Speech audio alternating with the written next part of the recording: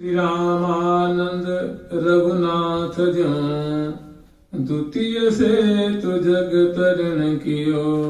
रामानंद रघुनाथ ज्यों द्वितीय से तो जग तरण कियो। श्री रामानंद रघुनाथ ज्यों द्वितीय से तो जग तरण कियो। रामानंद रघुनाथ ज्यों द्वितीय से तो जग तरण कियो। अनंतानंद कबीर सुखा सुर सुर पदमावती नर हरि। अनंतानंद कबीर सुखा सुर सुरा पदमावती नर हरि। अनंतानंद कबीर साधु जी अनंतानंद कबीर सुखा सुर सुर पदमावती नर हरि। सुर पदमावती नर हरि। दीपा भवानंद दास धना सेन सुर कर की कर हरि। दीपा भवानंद दास धना सेन सुर सुर की कर हरि। और शीश प्रशीष एक एक उजागर। साधु जी और शीश प्रशीष एक उजागर। जग मंगल आधार भक्ति दसधा के आगर। साधु जी जग मंगल आधार भक्ति दसधा के आगर। बहुत काल बपुधार के प्रणत जनन को पार दियो। बहुत काल बपुधार के प्रणत जनन को पार दियो। बहुत काल बपुधार के प्रणत जनन को पार दियो। बहुत काल बपुधार के प्रणत जनन को पार दियो। श्री रामानंद रघुनाथ ज्यों द्वितीय से तो जग तरण कियो। श्री रामानंद रघुनाथ ज्यों द्वितीय से तो जग तरण कियो। श्री रामानंद रघुनाथ ज्यों जैसे त्रेता युग में जब श्री रावण ने सीता जी को हरण कर लिया तो ठाकुर जी ने उस अत्याचारी अधार्मिक रावण को सीख देने के लिए, समूल विनाश करने के लिए, जैसे श्री भगवान रघुनाथ जी ने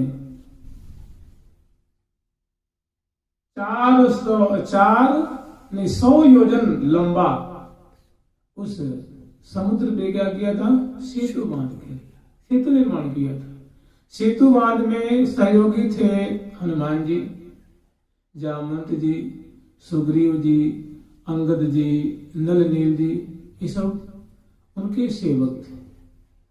तो जैसे श्री त्रेता युग में भगवान श्री रघुनाथ जी ने लंका पे विजय प्राप्त करने के लिए समुद्र पे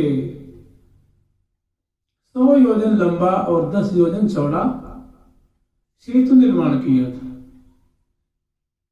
और धर्म की ध्वजा फहराई। उस अत्याचारी अधार्मिक रावण पर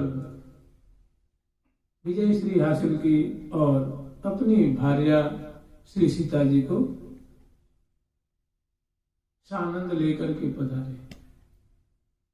ठीक इसी तरह कलयुग में श्री रामानंदाचार्य महाराज ने, जैसे भगवान श्री राम ने अनेक अपने पार्षदों को लेकर के सेतु बांधा था, ठीक ऐसे ही, क्योंकि जो समुद्र होता है, समुद्र का कोई नाप तोल नहीं होता है। समुद्र को अगाध कहा जाता है, असीम कहा जाता है, निसीम कहा जाता है, उसकी कोई और छोर नहीं होती है। तो जैसे भगवान ने, जिसका कोई और छोर नहीं है, जो अपरिमित है, जिसकी कोई निश्चित सीमा नहीं है, ऐसे समुद्र पे उन्होंने धर्म का मानो सेतु बांधा था। और उस सेतु के माध्यम से अनेकों अनंत जो वानर हैं, भालू हैं, वो क्या किए थे, समुद्र को पार किए थे। ठीक ऐसे ही कली में जो अगाध, क्योंकि जो विक्रम संवत जो 12, 13, 14, 15, 16, 17 ये जो समय रहा है, ये मुसलमानों का, यमनों का बड़ा भीषण, बड़ा घोर उनकी हुकूमत रही है, शासन रहा है, बड़ा भीषण अत्याचार का बोल बना रहा है। तो मानो कैसा था, एक अगाध समुद्र के समान था। अत्याचार कैसा था, समुद्र के समान। पूरे विश्व में क्या कहें, भारत में तो था ही, विश्व में फैला हुआ था। चूंकि भारत जो है धार्मिक धर्म प्रधान देश है, तो यहाँ उसकी विशेष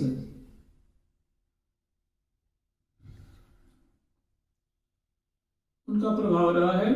तो उस समय श्री रामानंदाचार्य महाराज आकर के, जैसे भगवान श्री राम ने अनेक पार्षदों के संग लेकर के और सेतु निर्माण किया था, ठीक ऐसे ही भगवान श्री रामानंदाचार्य महाराज ने इस कली में आकर के और सेतु निर्माण किया। काय के लिए, भव पार करने के लिए, भव सिंधु को पार करने के लिए भक्ति की सेतु बांधी थी।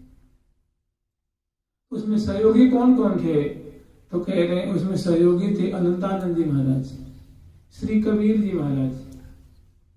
ये जैसे उस समय श्री हनुमान जी थे, श्री भगवान में श्री हनुमान जी थे, सुखदेव जी थे, अंगद जी थे, नल जी थे, नील जी थे, जामवंत जी थे, और बड़े सहयोगी थे। ठीक ऐसे ही जब श्री रामानंदाचार्य महाराज ने कली में जो अगाध अत्याचार का समुद्र, अनर्थ का समुद्र, अवैष्णवता का समुद्र लहरा रहा था, उस समय श्री रामानंदाचार्य महाराज ने अपने पार्षदों को लेकर के, जैसे उसमें थे श्री कबीरदास जी महाराज, रामानंद रघुनाथ ज्यों द्वितीय सेतु जग तरन कियो। जग को उद्धार करने के लिए, भव समुद्र को पार करने के लिए उन्होंने भक्ति का सेतु निर्माण किया था। उसमें सहयोगी गण थे, उनका नाम है अनंतानंद कबीर, श्री अनंतानंद जी महाराज, श्री कबीरदास जी महाराज, श्री सुखानंद जी महाराज, श्री सुसुरानंद जी महाराज, पद्मावती जी, और नरहरि में श्री नरहरियानंद जी महाराज, जो स्वामी तुलसीदास जी महाराज के गुरुदेव हुए, और पीपा जी महाराज, श्री भावानंद जी महाराज, जो कि दक्षिण में हुए, जिनके पुत्र कौन हुए जी, श्री संत ज्ञानेश्वर जी महाराज। श्री भावानंद जी महाराज, और श्री रैदास जी महाराज, श्री धना जी महाराज, श्री सेन नाई जी, श्री सुरसुरानंद जी, और उनकी सुरसुरानंद की पत्नी सुरसुरी जी, और शिष्य प्रशिष्य एक ते एक उजागर। ये श्री रामानंदाचार्य महाराज के महाद्वादश महाभागवत हैं। ये सभी भक्ति के भक्ति सेतु में महान सहयोगी हो। भगवान श्री रामानंदाचार्य महाराज ने 100 योजन का, श्री भगवान रघुनाथ जी ने 100 योजन का पुल बांधा था, और इन भक्तों ने अनंत योजन का पुल बांधा।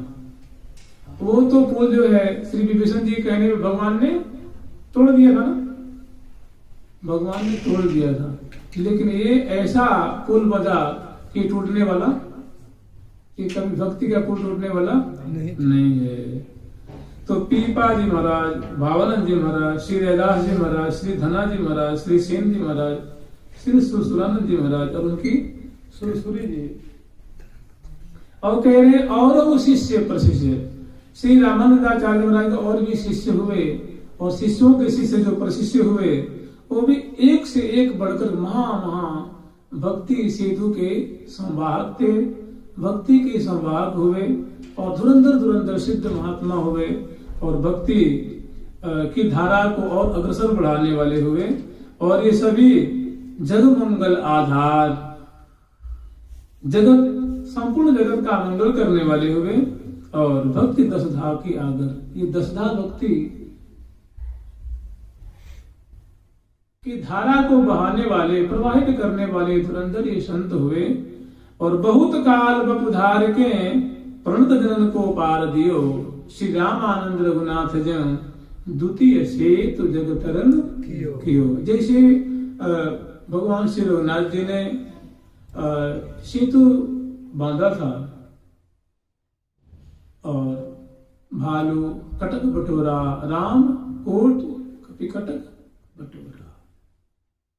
ऐसे ही ये श्री भगवान श्री रामानंदाचार्य महाराज बहुत काल तक, कहते हैं 100 वर्ष में, 100 वर्ष से बहुत ज्यादा समय तक श्री रामानंदाचार्य भगवान इस धराधाम पे विद्यमान थे। अपने वर्णन आता है कि एक आचार्य हुए हमारे श्री निभाग संप्रदाय में, स्त्री बड़े देवाचार्य जी महाराज के गुरुदेव थे। कहते हैं श्री निवासाचार्य महाराज यहाँ 900 वर्ष तक थे। कितने तक? 900 वर्ष तक। और 275 वर्ष तक थे कौन? केशव काश्मीर भट्टाचार्य, महापुरुष है, क्या कह सकते। जब एक सिद्धि को हासिल करने वाले चांग देव जी 1400 वर्ष तक इस धराधाम पे रह सकते हैं। चांग देव जी महान सिद्ध योगी थे श्री संत ज्ञानेश्वर जी के काल में। जब श्री मुक्ताबाई जी थे, संत ज्ञानेश्वर जी महाराज थे, श्री सोपान देव जी थे, त्रिभुक जी थे, उस समय एक बड़े महायोगी थे। वो योग बल से सिंह पे चला करते थे। और जैसे सिंह को या घोड़ा को हाँकने के लिए चाबुक रखते हैं ना, उसको कंट्रोल करने के लिए, नियंत्रित करने के लिए, तो सांपों नाग को चाबुक रखते थे। सिंह पे सवार होते थे और नाग होते नाग और विषधर नाग, वो अपने हाथ में लपेटे हुए, जैसे भगवान शंकर के रहते हैं वैसे एकदम जिंदा सांप और जिंदा सिंह पे एकदम बैठ करके, और सिंह गुर्राता था तो लोग तमाशा देखते थे, उनके खूब भाव रहे होते। तो जब एक महासिद्ध योगी 1400 वर्ष तक जीवन धारण कर सकते हैं, कहते हैं जब उनका समय आता तो अपने प्राण वायु को ले जाकर ब्रह्मरंध्र में स्थित करके और समाधिस्थ हो जाते थे। कालदेव आते थे और लौट के ढूंढ ढांड करके चले जाते। फिर जब वो चले जाते थे तो फिर वो सामान्य हो जाते थे। तो ऐसे महापुरुषों के लिए कोई बहुत बड़ी बात नहीं है। तो बहुत काल बपुधार के, क्योंकि ये भगवान के, ये ठाकुर जी के जो है ना, ये हथकंडे, उनके सेवक हैं, ये सर्वथा उनके अधीन है। जे जे भांति चलावत हो मोहि चालत सोई चाल, कि जैसे जैसे आप चलाते हो हम वैसे वैसे चलते हैं। हम शंख हैं और आप फूंकने वाले हो, जैसे मन कर वैसे बजा लो। तो ये आचार्य चरण है। तो बहुत काल बपुधार के प्रणत जनन को पार दियो, बहुत काल तक इस धराधाम पे श्री रामानंदाचार्य भगवान यहाँ निवास किए और जितने शरणागत हो सबको सागिर धाम।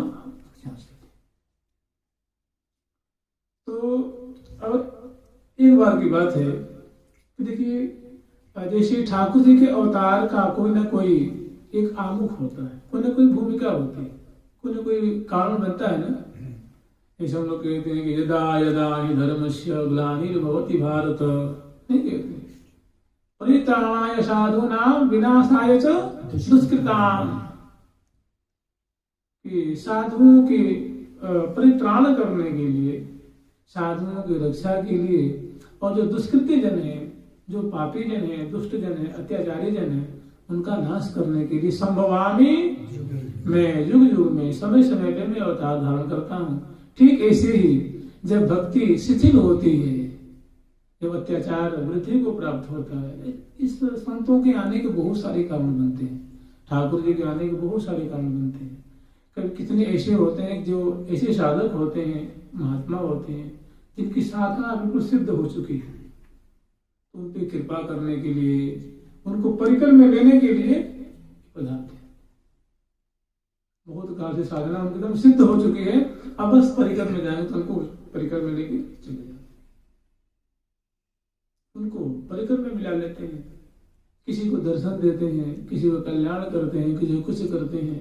और तो भूमिका ऐसी हुई कि प्रयाग की बात है, प्रयाग में उस समय मुसलमानों का ऐसा अत्याचार था कि एक ब्राह्मण दंपति थे, वो बड़ी सुंदर ढंग से उनकी दिनचर्या चल रही थी, वो धर्माचरण करते हुए और उनका बहुत अच्छे ढंग से उनका समय कट रहा था।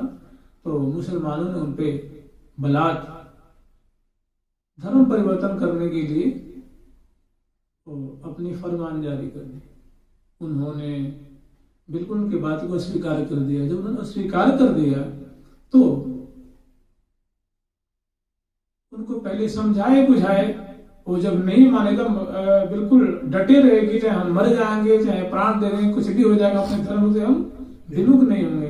तो उन्होंने तलवार से मौत के घाट उतारे। एक छोटा सा बच्चा था, वही पर इस लीला को दिख रहा था, इस भीषण घटना को दिख रहा था। उसको बड़ा कष्ट हुआ,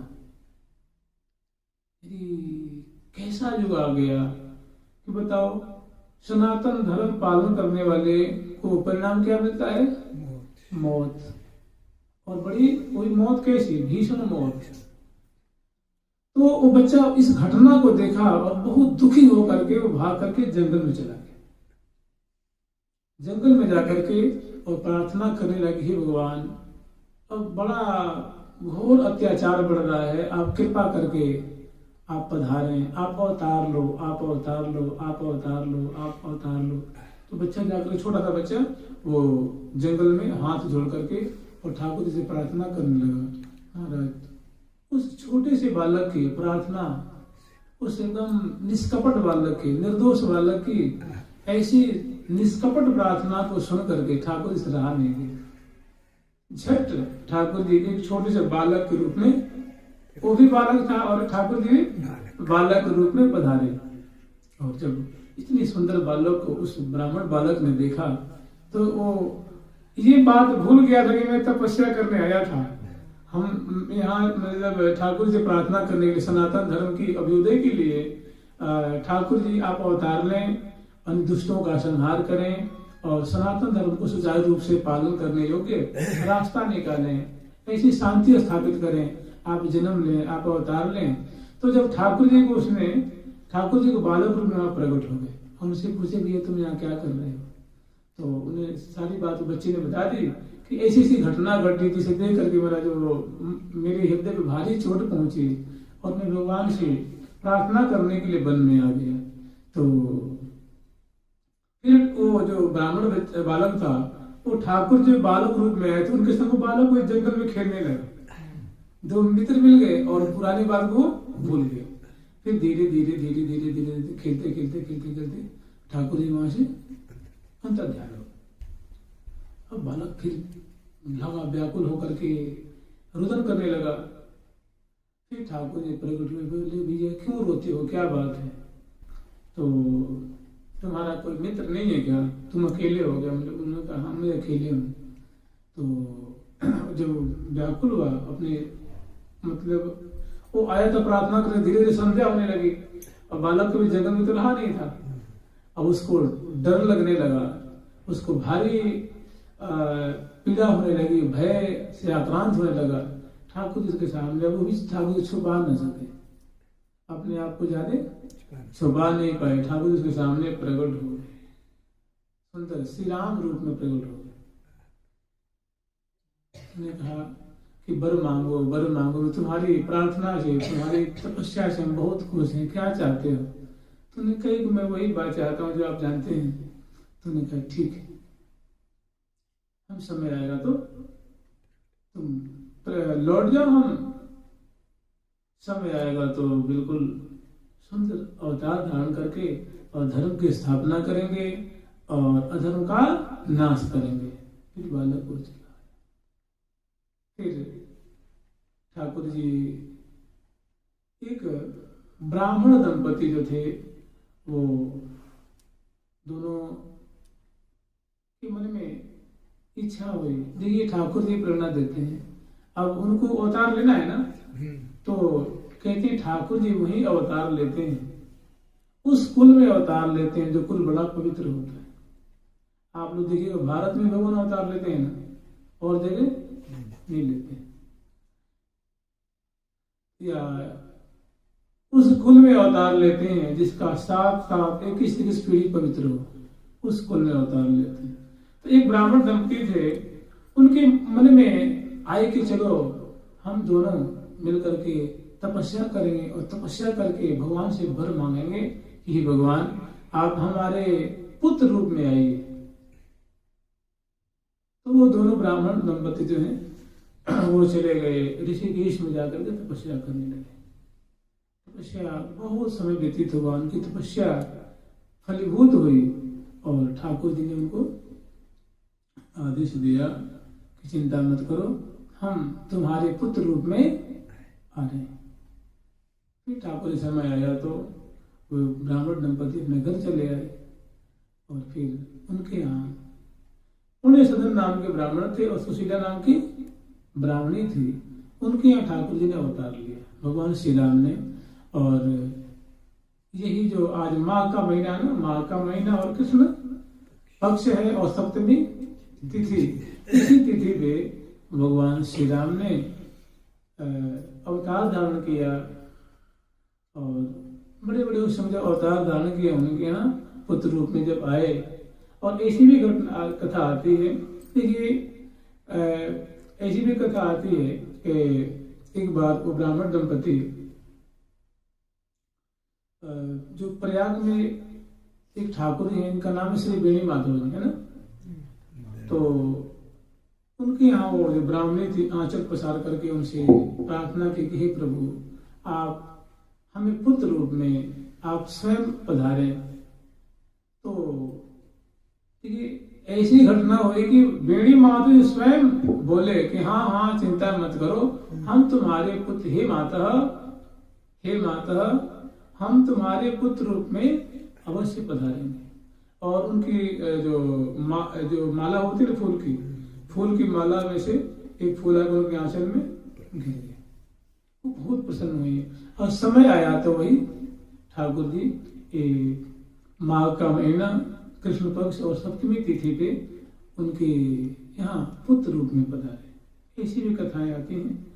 और जो हम लोग जो मनसुख नाम के ब्राह्मण बालक की कथा सुने, वैसी भी कथा आती है। और ब्राह्मण दंपति तपस्या करने गए, ठाकुर जी ने आशीर्वाद दिया कि हम तुम्हारे पुत्र रूप में आएंगे, ऐसी बातें भी आती हैं। तो ठाकुर जी पधारे और जो उस समय के वेदवादी ब्राह्मण थे उन्होंने आकर के जाति कर्मादि संस्कार किए और नाम रखा राम दत्त। राम दत्त समझते हैं, राम का दिया हुआ, दत्त माने दिया हुआ। किसी संतों का नाम होता है, किसी बालक का नाम जानते क्या होता है? राधा प्रसाद। कितना बढ़िया नाम है जी, राधा रानी का कृपा प्रसाद है। और राम दत्त माने भगवान श्री राम का दिया हुआ है। गोस्वामी तुलसीदास जी का नाम था राम बोला, जो जन्मते ही राम राम राम राम बोला हो। बताइए तो मरते वक्त क्या बोलेगा? राम ही बोलेगा ना। जिएगा तो क्या बोलेगा? राम बोलेगा। तो ऐसी सुंदर, जैसे यथा नाम तथा गुण न्याय न, जैसा नाम वैसा। तो भगवान श्री राम ही इस कली में भक्ति सेतु का निर्माण किया, जिस सेतु से अनंत जन जो है उस सेतु पे चढ़ के, उस सेतु के द्वारा, भक्ति सेतु के द्वारा साकेत धाम के अधिकारी होंगे। श्री रामानंदाचार्य महाराज की जय, जोड़ सरकार की जय, लाडली लाल की जय, जय जय श्री राधे, जय जय श्री राधे। हम लोग स्मरण करेंगे, कल तक स्मरण किए थे